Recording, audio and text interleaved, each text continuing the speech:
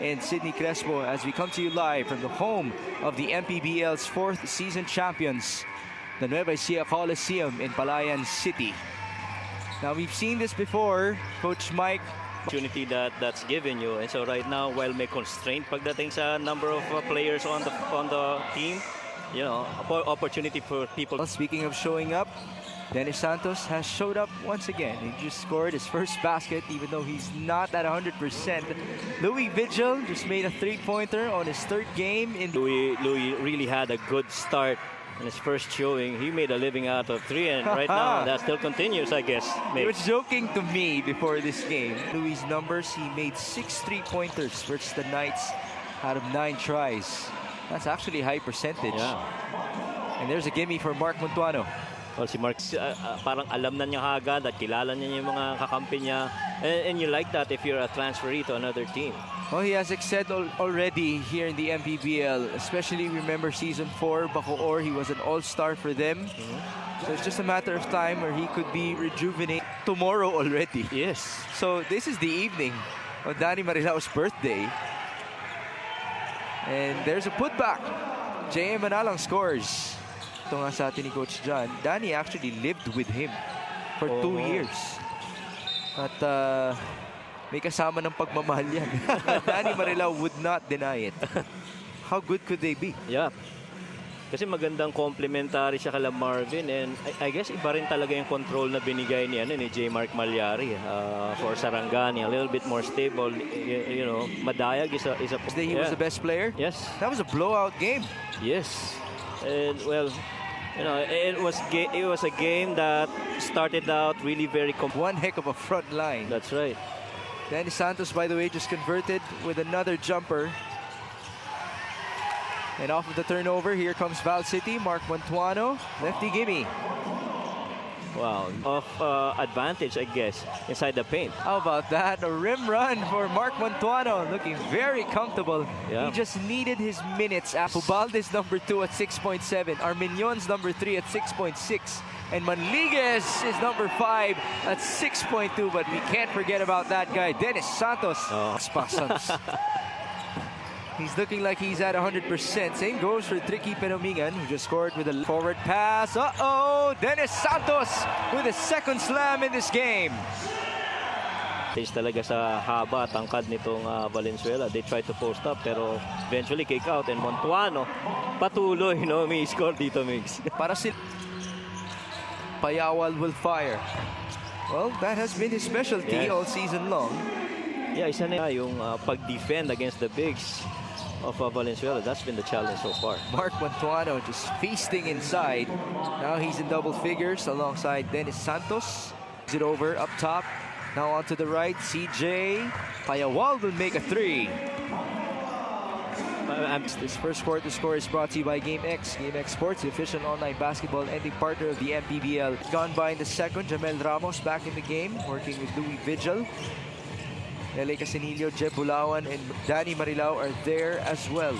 That's a basket for L.A. who we have confirmed it already. Yung stability sa pagdala ng bola, yung pag-probe, pagtira sa labas, ano pa ba naman ang hahanapin mo naman? I mean, the way that they're bringing in new guys, and more importantly, yung pag-mesh ng mga bago sa team nila, that's what's scary. Rating with those changes, and you never know what can happen in those 2 days. Yeah, and wow. Krista Chavez just made a 3-pointer. Yeah. And here's Danny. Marilao on the move. Marilao all the way. Wow. Yes, sir. Alam mo, tama ka nga. Gusto niyang manalo para sa... Can he get a triple-double? We'll see. Long way to go. Kinyahan wide open. He passed the ball back to Brian Lakap. That's a smart play. Smart play, and you just continue moving. Number 0 in Jamel Ramos. As Sidney mentioned, it's good that they got him and Montuano at this point as they try to chase for that number. Somebody who Jamel Ramos can really learn a lot from. Another 5 minutes in the second. Kinyahan will score. And he wanted a nice fake. Nice fake, yeah. JR back to Dennis. A good look. And that's a 3.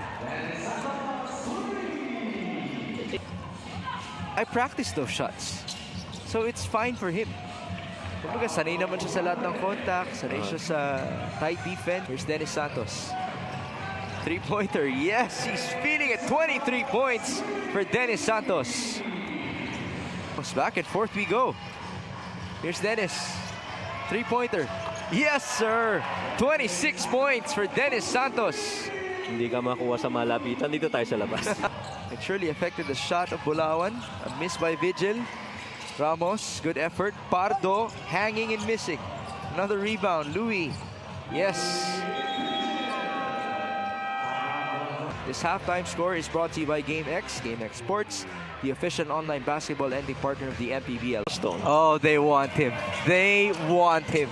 Short on the three. Montuano there for the putback. So far, whatever Mark Montuano has started. Ramos onto Vigil. Against Payawa, Louis. How about that? Minama lang. Oh. The way he's convinced that he's going to be a force to reckon with when he goes back to the NCAA. Yeah. Ang dami niyang experience na nag-gain dito which he can actually bring into the NCAA. And he didn't do it off the bench. He was actually one of the guys na... The drive, faking the spin, tough shot. That was partially blocked as well. No putback for Mashon. Oh! Somehow, some way, the ball just landed onto his hands. Nakatulong rin yung parang screen ni Lakap dun sa...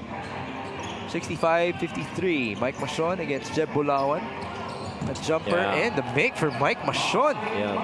He's gonna need that burn. 4-5 na lang yung 13 games na yan. Right. Diba?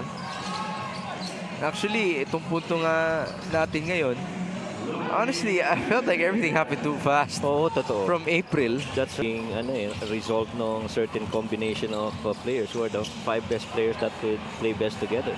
It's a breakaway for Tricky Peromingan. He could have given the ball up to Jeb Bulawan and it would have been a slam. Louis Vigil attacking, leaning in and missing.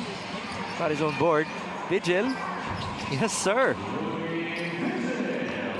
That's a double-double already for him. Third quarter score is brought to you by GameX. GameX Sports, the official online basketball lending partner of the Mpbl. It's a defensive effort. And you see him a lot of times, you know, moving his legs, getting to open spots, getting coverages, sa loob man yan o sa labas.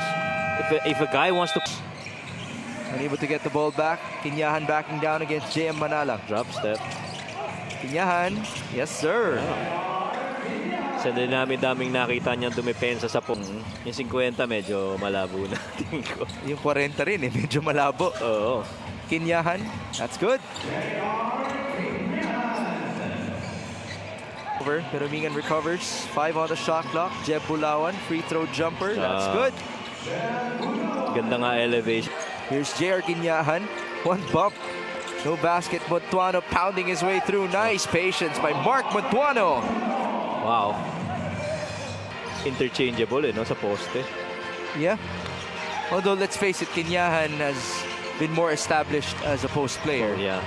So, Montuano could just be that other guy running around. Feeds. Kick out to Pardo at the corner. That's a three. Yeah. Ano na lang to? Oh, my goodness. Well, no good. Here's Paulo Ubalde on the move. Ubalde feeds. Santos will score. 29 points for him. Yeah, that. His final score is brought to you by GameX. GameX Sports, the official online basketball lending partner of the Mpbl.